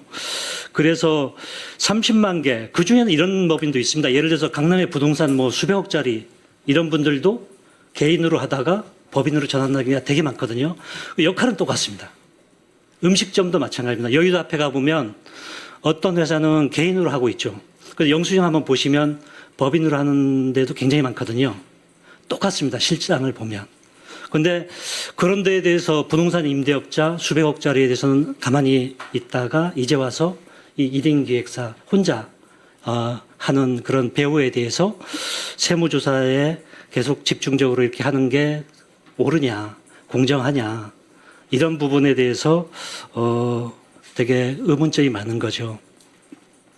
그리고 그 연예인들 하다 보니까 그런 차이점들이 있더라고요. 왜냐하면 실무 세무조사를 받다 보니까 다른 부동산 임대업자는 과세를 하면 내가 불복한다. 뭐 이렇게 되게 뭐 대차게 나갈 수도 있고 하는데 연예인분들은 일단 언론에 나가면 본인이 최대한 약자예요. 오늘 보시면 저기 보시면 연예인 기획사 여기도 보시면 누가 이렇게 썼는지 모르지만 과세 논란이 사실은 맞는데 벌써 탈세 논란으로 낙인을 찍어놨잖아요. 그러다 보니까 일단은 기사가 나가면 그분들이 손해배상 책임 문제가 별도로 생깁니다. 그럼 그걸 누가 이렇게 배상을 해줄 거냐 이거죠. 나중에 불복 가면 알게 모르게 심판원 단계에서 소송 단계에서 그 1인 기획사들이 굉장히 많이 이기는 걸로 알고 있습니다. 이제 통계 자료는 없지만. 그럼에도 불구하고 일단 과세를 당하면 온전히 피해를 보기 때문에 그래서 다시 돌아가서 말씀드리면 명확한 과세 기준을 오늘 마련하는 게 의미가 있는 자리고요. 그래서 과세 기준을 명확하게 법 개정안을 마련하기 전까지는 1인 기획사에 대한 어떤 세무조사를 좀 자제하시는 게 좋지 않겠나. 그리고 진행 중인 세무조사에 대해서도 일단은 멈추고 좀 보류하시는 게 낫지 않겠나. 제가 이런 의견을 드립니다. 그리고 또 하나는 그 차은우 사건을 제가 말씀을 드리면 제가 개인적으로 뭐 차은우 씨가 뭐 하는 분인지 잘 몰랐어요. 나중에 자꾸 보다 보니까 알게 됐는데 그 연예인들이 특성이 있더라고요. 보니까 일단 세무조사를 착수하게 되면 사업장이 어디냐, 사무실이 어디냐, 책상이 어디 있냐부터 따지거든요. 근데 연예인분들은 사실 사무실이 있을 필요가 많지가 않습니다. 그분들의 사업장은 촬영 현장일 수도 있고 대본을 집에서 읽기도 하고 이동하면서 옷 갈아입고 차량일 수도 있고 그래서 이 사업장이 왜 그렇게 중요할까라는 생각이 들거든요. 근데 사업자 등록을 하려니까 사업장은 있어야 되고 그래서 뭐 어디 뭐 김포에도 해놓을 수 있고 여기서 해놓을 수도 있고 저기 해놓을 수도 있거든요. 그래서 조사 나오면 사업장부터 하는 그런 부분들, 거기서부터 이제 문제가 꼬이기 시작하는 거죠. 거기서부터 이제 약한 고리가 시작되니까. 그래서 사업장 부분, 그 부분도 좀 실질과세 원칙을 할 때, 기준을 세울 때 좀 고려가 필요한 부분이 아닐까 싶습니다. 이상입니다. 예, 강 대표께서는 이제 현장에서 세무서장도 하셨죠, 그지? 현장에서 겪어보니까 아까 뭐 국세청은 연예인만 특별히 세무조사하는 거 아니라고 하는데 특별히 조사하는 거 맞다 그렇게 이야기하셨네. 다른 1인 기업들은 그런 걸 못 봤는데, 이야기하세요. 조금 시각이 많이 달라지신 것 같아서 조금 당황스럽습니다. 국서적인 계시하고 조금 달라지신 것 같아가지고 네 조금 당황스러운데 사실은 정말 오해입니다. 뭐 저희가 30만 명의 지금 1인 기획사 1인 법인들 한 명도 안 하는데 왜 1인 기획 그거 저희가 하는지 안 하는지 모르시지 않습니까? 지금 이거는 이제 기획사에 대한 부분이 이렇게 공포가 되고 사회적으로 이슈가 되다 보니까 이것만 하냐라고 하지만 사실 다 하고 있습니다. 그리고 검증을 부각이 되다 보니까 이제 그렇게 오해를 하고 있는 것으로 사실 생각이 들고 지금 말씀 중에 뭐 사업장 그 연예인은 사업장이 돌아다니는 게 사업장이라고 얘기를 하시는데 사실은 개인 유사 법인 지금 우리가 인정하지 못하고 안 하고 있는 개인 유사 법인과 사실은 좀 혼란이 된다. 개념상으로 혼란이 된다.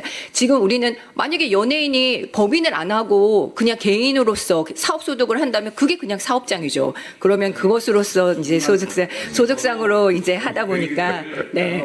시간이 있어서 죄송합니다. 억울함을 가지고 과장님이 좀 되게 답답하게 하는데 제가 거의 그 부분을 똑같이 그렇게 발언해서 못한다는 얘기를 하고 싶었어요. 그거를 과장님이 하시고 내가 했으면 훨씬 더 과장님. 죄송합니다. 네. 국세청이 조금 오해될까봐 저는 이 자리에서 조심스럽게 했습니다. 네. 제가 말씀드렸는데 과장님 구체적으로 오해 말씀 안 드릴게요. 예, 그리고 제가 똑같은 문제 의식을 갖고 있어요. 그러니까 충분히 동의합니다. 과장님 그 말씀은. 이제 강 대표께서는 제도적 개선책으로는 지금 이제 임대업 주업법인이나 뭐 수동소득 그 위족법인에 대해서 고유를 법인세 부과하는 이러한 고기 편입해서 물꼬를 트면 어떻겠냐 그런 의견을 갖고 계시네요. 잘 들었습니다. 자, 다음으로는 한국일보의 유수경 기자님 토론 듣겠습니다. 저는 사실 오늘 좀 제도 논의가 중심이라서 저도 약간 취재하는 입장에서 좀 경청을 하려고 오기는 했는데요. 그 현장에서 좀 오랫동안 연예계 취재를 하다 보니까 연예인들이 생각보다 세무나 이런 쪽을 전혀 몰라요. 몰라서 뭐 가족이나 소속사에 완전히 이제 이름을 해놓고 그냥 있다가 나중에 갑자기 사회에 문제가 발생했을 시에 갑자기 이제 범죄자 프레임이 씌워지는 그런 상황들이 많이 발생을 하거든요. 근데 뭐 자기가 몰랐다는 게 뭐 면책 사유가 될 수는 없다고 생각은 하는데 사실 뭐 아까 언론 얘기도 나왔지만 언론 입장에서는 뭐 이런 고액 추징이나 뭐 수사 착수 같이 그런 공적 사안이 발생을 했을 때 보도를 안 할 수는 없다고 생각해요. 또 이게 뭐 실명이나 뭐 이런 금액을 너무 이렇게 자세하게 보도를 하는 거 아니냐고 얘기를 하지만 사실 뭐 그런 거를 또 어느 정도 규모의 문제 연루가 됐는지 얘기를 안 하면 사실상 좀 이거에 대한 검증이 불가능해지고 오히려 더 루머가 확산될 수 있는 거라고 보거든요. 그래서 좀 사전에 이제 조심을 하는 게 중요할 것 같고 또 이제 대중들 입장에서는 약간 연예인들은 뭐 돈도 많이 버는데 왜 이렇게 절세 구조까지 뭐 좀 쓰느냐 이런 생각이 들 수 있다고 생각을 해요. 그래서 그런 부분들 때문에라도 약간 이제 뭐가 합법이고 위법인지 좀 명확한 기준이 필요할 것 같고 저도 이제 언론으로서 어쨌든 좀 그 더 자세히 좀 구조나 이런 제도 문제를 들여다보지 못했다는 점은 좀 아쉽다고 생각을 합니다. 그래서 왜 이런 구조가 좀 반복이 되는지 또 제도적으로 어떤 장치가 더 필요한지 논의가 돼야 한다고 생각합니다. 예, 유 기자께서는 그 언론의 본질 또 국민의 알 권리에 비춰보면 뭐 어느 정도의 보도는 불가피하다고 생각한다 그렇게 이야기하셨고 다만 제도 개선은 필요하다 거기는 공감을 하셨네요. 알겠습니다. 네, 그리고 이제 박 의원님 말씀 듣겠습니다. 일단 먼저 그 진행하다 보니까 우리 그 과장님하고 강준희 대표님 뭔가 잘 안내하지 못하고 인식한 것보다 다른 방식으로 진행됐다고 말씀 주셔서 그건 주관자인 제가 먼저 사과드리겠습니다. 그리고 두 번째는 오늘 뭐 언론도 계시고 뭐 또 끝나고 나서 뭐 방송에서 인터뷰하자서 매우 부담스럽지만 저 원래 잘 인터뷰 안 하는데 어제 제가 주관한 토론회를 인터뷰 내용을 하는 거니까 간단히 코멘트 할 예정이고요. 일단은 저는 이 사안에 대해서 먼저 몇 가지를 얘기를 하고 싶은 게 제가 이걸 왜 토론을 했는지부터 말씀을 드리고 싶어요. 정치인도 연예인과 똑같이 프라이버시도 없고요.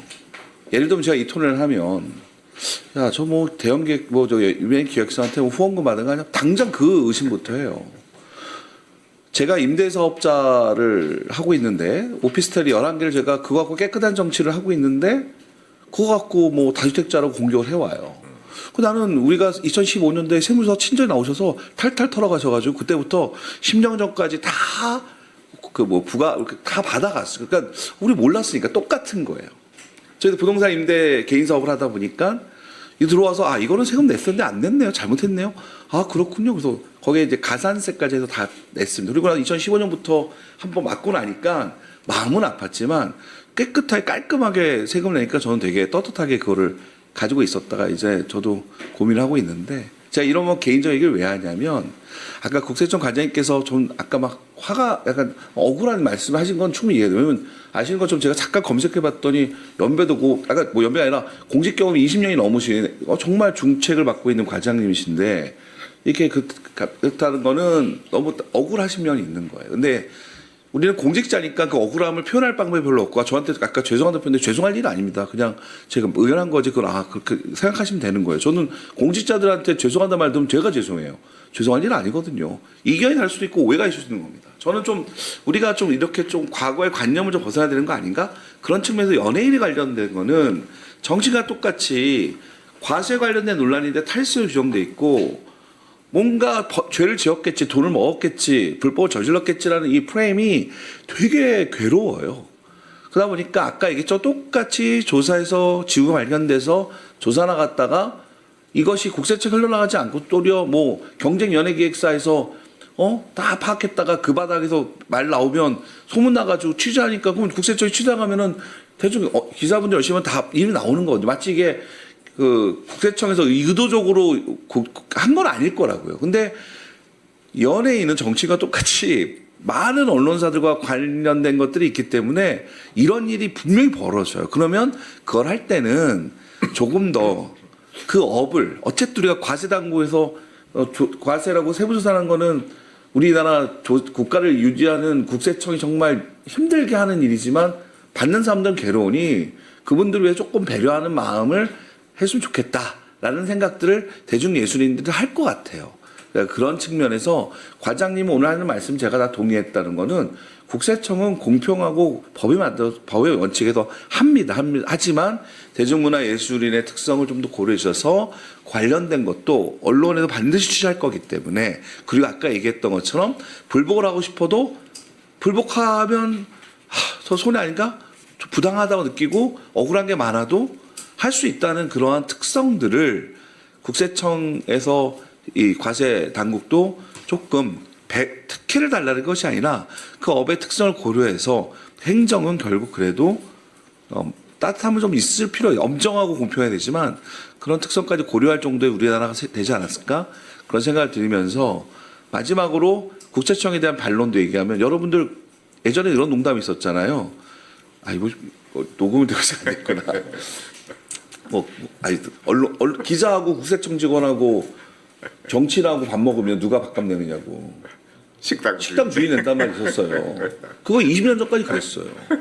근데 알지만 우리 국세청 아픔이지만 2000년 초반까지 여러 가지 부조리 같은 것들이 막 언론화되면서 그 어느 기관보다 자정 능력과 공적 깨끗함이 뛰어난 기관이 국세청인데 우리 구급 직원들 뽑을 때 지금 꼴찌도 2등이에요. 국세청 직원이. 왜냐?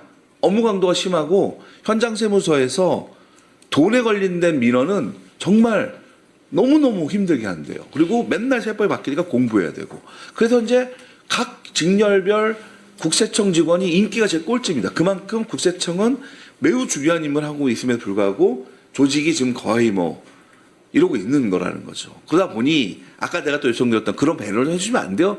하다가도 저희가 죽겠어 이럴 수 있는 겁니다. 그러니까 저는 정치 입장에서 현재 요 논란이 과세 관련된 논란이 대중문화예술인 연예인이 갖고 있는 특성을 반영하지 못한 점을 제가 인정했기 때문에 거기에 대해서 국세청이 힘든 것도 알고 있지만 이런 부분에 대해서 공개적으로 한번 이야기를 듣는 거를 한 거고 더 나아가서 오늘 교수님께서 연구하셨던 내용 중에서 미국이 갖고 있는 이런 것들 한번 고민해 봐야겠다. 저는 국회의원으로서 그걸 제도 개선할 어떤 동기와 근거와 자신감이 생겼다는 말씀을 드리고 마지막으로 이 모든 것은 개인과 소득세와 법인세 간의 큰 격차 때문에 나오는 것 같긴 해요. 지금 대부분 2억에서 200억 사이 보면 20%고 그다음에 여기는 10억인가 이상이면 45%.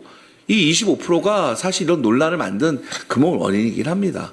미국도 근데 보니까 21대 35도인데 잘 운영하는 이유는 실질적으로 과세를 할 때 아까 만든 몇 가지 기준이 잡혀 있어서 여러 가지 전문 세무 쪽 하는 분들이 그 대중문화 법인들에게 이런 조건이어야지 되고 아니면 나중에 언젠간 과세할 겁니다. 해서 정말 법인격으로서 인정할 만한 아까 얘기했던 1인 유사법인으로 우리가 다른 임대업인 하는 거와 똑같은 수준으로 보고 있다고 하셨으니 여기에 대한 가이드가 더 있어야 될 것 같고 다만 그 과정 속에 대중문화예술의 특성상 그게 저작권이거든요.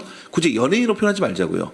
개인의 특성, 아티스트뿐만 아니라 취직하는 사람들 저같이 만약에 지혜로 먹고 사는 사람이 혼자 하면 그렇게 될 수 있는 거 아닙니까? 그러니까 더 앞으로의 세상은 더욱더 무형자산에 대한 1인 법인의 수요는 현재 우리 소득세와 법인세 차이가 있다면 유지될 거고 그렇다면 이 논란이 벌어지지 않도록 하되 다만 대중문화예술인은 불복하는 과정 속에서 그 누구보다도 피해자이기 때문에 제일 먼저 이것이 문제가 됐고 제일 먼저 아픔이 있고 그래서 이렇게 토론회까지 하고 있으니 국세청에서 그런 측면들을 어떻게 할 것인가에 대한 가이드와 토의가 좀 더 돼서 법을 바꿀 거면 국회가 하고 또 과세 당국에서 여러 가지 또 불복이 있고 심판 소송을 하고 있지만 그 과정 속에 판례가 쌓이면 이거야말로 시급하게 가이드를 좀 만들어서 스스로 대중문화업도 자정할 수 있는 유인을 하루속히 만들었으면 바람으로 제 마무리를 말씀드리고 저는 또 필버 중이라 국회 또 제 일을 하도록 하겠습니다. 다시 한번 좌장님께 감사드리고 와주셔서 말씀 주신 분들 감사드리고 우리 연예기획사 대표님들은 또 나중에 우리가 또 의원님들 면담할 때 같이 가신 걸 알고 있으니까 그때 가서 명함을 주고 받겠습니다. 그렇게 하고 우리 다시 한번 우리 오민수 관장님 저랑 한번 따로 한번 뵈야 되겠어요. 예, 한번 뵙고 싶습니다. 목소리 너무 낭낭하셔서 국회의원으로 영입하고 싶어요. 진심입니다. 목소리가 중요해서 먼저 가보겠습니다. 예. 그 뭐 옛날에는 국세청도 권력기관의 하나라고 그랬었어요, 그지? 뭐 검찰, 경찰. 근데 지금의 국세청은 이제 옛날하고는 많이 달라져서 세무조사도 뭐 친절하고 원칙대로 다 잘 하죠. 하는데 이제 박 의원님 말씀은 아무래도 그래도 정치인이나 연예인은 항상 그 국민들 관심이나 그런 눈이 있으니까 뭐 억울한 점이 있어도 밖으로 드러내놓고 말은 그렇게 다 할 수가 없으니까 그런 점을 고려해서 세무조사 할 때도 할 일은 하되 좀 더 배려하고 친절하면 좋지 않겠느냐 그런 말씀인 것 같아요. 알겠습니다. 자, 오늘 뭐 저기 관련되는 업계분들도 많이 오신 것 같은데 혹시 하실 말씀 있으면 토론자 안내라도 뭐 하실 말씀 있는 분들 저희는 이따 그 2시에 김태형 의원님하고 또 따로 하기로 했어요. 천안에 있어가지고 예, 따로 저희가 한번 또 말씀 나누겠습니다. 알겠습니다. 예, 이야기하시죠. 제가 좀 아까 사실은 제가 이제 조사 과장 저희 국세청에도 여러 파트들이 사실 있는데 이제 제가 이제 조사 이과장에 이제 직위로 사실 와가지고 저희가 이제 세무조사를 한 거에 대한 저희의 입장들을 말씀을 드리다 보니까 조금 이제 그렇게 말씀을 드렸는데 사실은 저희 국세청 안에서도 이런 문제에 대해서 좀 심각하게 보고 있고 그 부분에 대해서 어떻게 하면 그 간극을 줄일 수 있는지에 대한 부분에 대한 다양한 의견들을 사실 듣고 싶어 하고 듣고 있습니다. 그래서 의견을 주시면 그 의견을 참고해서 저희가 이제 제도 개선을 하는 다른 부서가 있거든요. 그래서 그 부서한테도 제가 전달을 하고 또 다양한 의견을 주시면 저희가 이제 반영을 해서 이 국장님도 말씀하신 대로 충분히 저도 공감하고 이 우리의 앞으로의 먹거리라는 측면에서 좀 더 생산적으로 그리고 조세적으로도 문제될 수 있지 않는 그런 대안을 좀 만들도록 저희도 노력하겠습니다. 네. 예. 오늘 뭐 저기 잠깐 제가 말씀하시죠. 뭐 간단히 예. 말씀드리겠습니다. 예. 지금 K 콘텐츠라고 하기도 하고 뭐 K 한류라고 하기도 하고 그게 우리나라 국격이나 우리나라 뭐 인지도 상승에 굉장히 도움을 줬지 않습니까? 지금도 뭐 올림픽이라든지 아시안 게임이라든지 할 때는 그 우리 K 뭐 연예인 스타들이 가서 활동도 하고 막 이렇지 않습니까?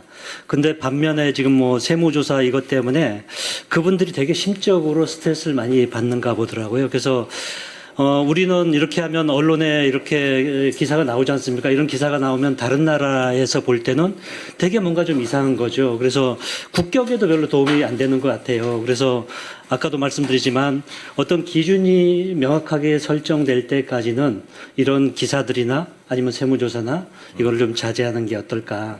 예, 이 말씀을 드리고 싶습니다. 알겠습니다. 추가로 말씀하시죠.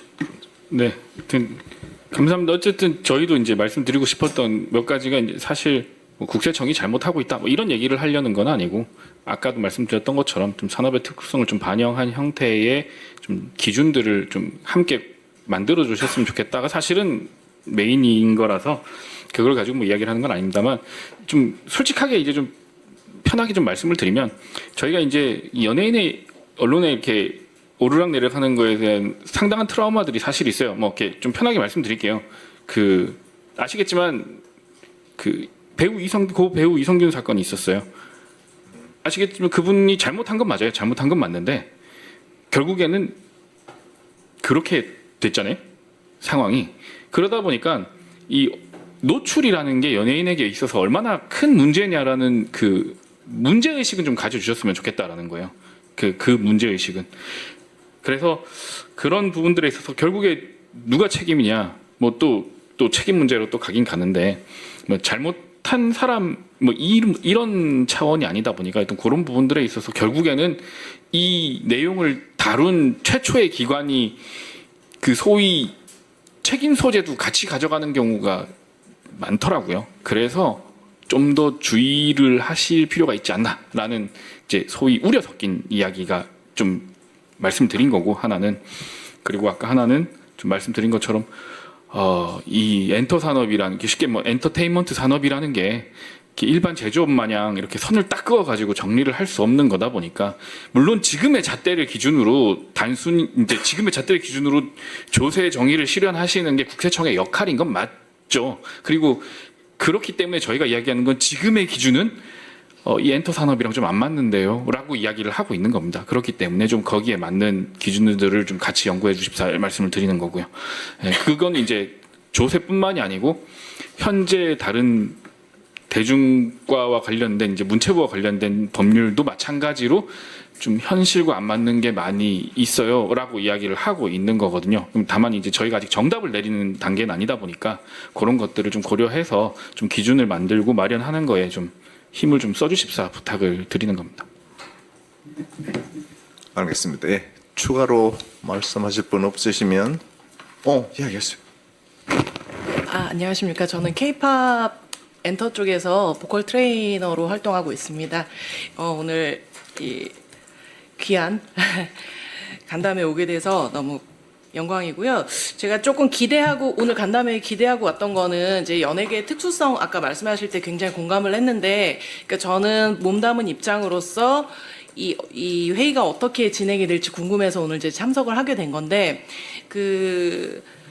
어떤 이런 새로운 법을 뭔가 제정을 하려고 하면 해외 사례를 저희가 이제 훑어보게 되잖아요. 근데 거기에 보니까 지금 얘기 나눈 거에는 미국과 일본 정도인 것 같은데, 미국의 사례를 저희가 가져오기에는 좀 경우가 다른 게 아까 얘기해 주신 것처럼 미국은 1인 기획이면서 엔터테인에는 에이전시 개념으로 맡기는 개념이고, 저희는 어릴 때부터 육성 인큐베이팅 스타일이기 때문에 미국의 형태를 저희가 가져올 수는 없다고 생각하거든요. 그러면 제일 유사한 형태라기보다 좀 다양하게 정보를 좀 얻어보자면 프랑스의 사례 같은 것들도 좀 찾아봐야 되지 않을까라는 생각이 들었는데, 그런 부분도 좀 감안을 한번 해봐 주시면 어떨까 하는 생각이 들고, 예를 들면 프랑스 같은 경우에는 일단 신분 자체가 하나가 더 있는 것 같아요. 우리나라는 사업자와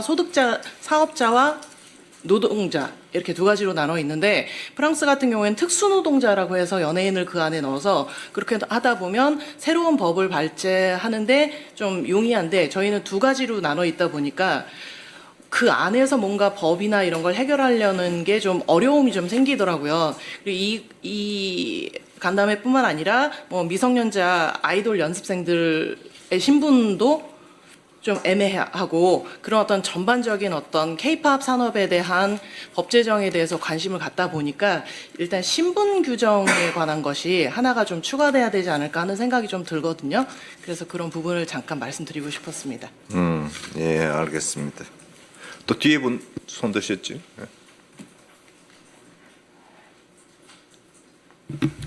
이모경 의원실에서 온 상현호 비서관이라고 합니다. 몇 가지 좀 말씀을 드리자면, 아까도 말씀해 주신 것처럼 대중문화예술산업발전법상 전속계약을 지금 대한민국이 상당히 보호해 주고 있는 이유는 우리나라 대중문화예술 기획업자들이 아까 말씀해 주신 것처럼 인큐베이팅부터 포함을 해서 정말 많은 서비스를 타국과 비교해서 이렇게까지 제공해 주는 나라는 대한민국밖에 없기 때문에 대중문화예술 기획업자들을 저희가 전속계약 7년에서 10년 정도의 전속계약을 통해서 보호해 드리고 있습니다. 그런데 1인 기획사들이 들어오는 것을 그리고 1인 기획사들은 성공한 대중문화 예술인들한테만 나타나는 현상입니다. 1993년도에 유인촌 전 장관 당시 연예인 노조 위원장이셨죠. 그분이 파업하셨을 때 출연료 6등급 기준으로 30만 원이었고, 지금도 배우분들 출연료 웬만한 무명 배우분들 30만 원에서 50만 원 사이입니다. 그분들의 법익을 같이 저희가 고려해야 하지 않을까. 지금도 너무나 많이 받는 분들은 너무 많이 받고, 아직도 30만 원, 50만 원 받는 배우분들 너무 많거든요. 쿠팡 뛰면서 일용직 뛰면서 그러면서 배우 하시는 분들, 그런 분들의 법익도 같이 문체부와 저희 의원실이 고려해 보도록 하겠습니다. 그리고 1인 기획사의 문제를 저희가 만약에 받아들여 준다면 전속계약을 7년에서 10년 정도 보호해 주는 것을 지금처럼 유지해야 할지도 좀 같이 고민해야 한다고 생각을 합니다. 왜냐하면 7년에서 10년을 보호해드리는 거는 전속 계약을 하는 데에서 너무나 많은 서비스를 제공해주고 있기 때문에 이 정도의 공로를 인정해서 묶어둬야 한다라고 인정해드리는 건데 이걸 1인 기획사가 이렇게 역할을 하는데 7년에서 10년은 그대로 갈게요. 그거는 안 된다고 생각합니다. 요거는 제가 답변을 좀 드려도 될까요? 첫 번째로 말씀 주셔서 감사한데요. 지금 현재 전속 계약서는 절대 7년을 초과할 수 없게 돼 있습니다. 그리고 7년을 초과할 수 없다라는 이야기는 7년 미만의 계약 이하의 계약은 어떤 형태로든 기간 설정이 가능하다는 이야기라서요. 지금 말씀하시는 내용은 조금 다른 것 같습니다. 그리고 지금 말씀하신 거에 가장 중요한 핵심이기도 하고 또 다르게 생각해 보면 좀 반론이 될 만한 내용이 뭐냐면요.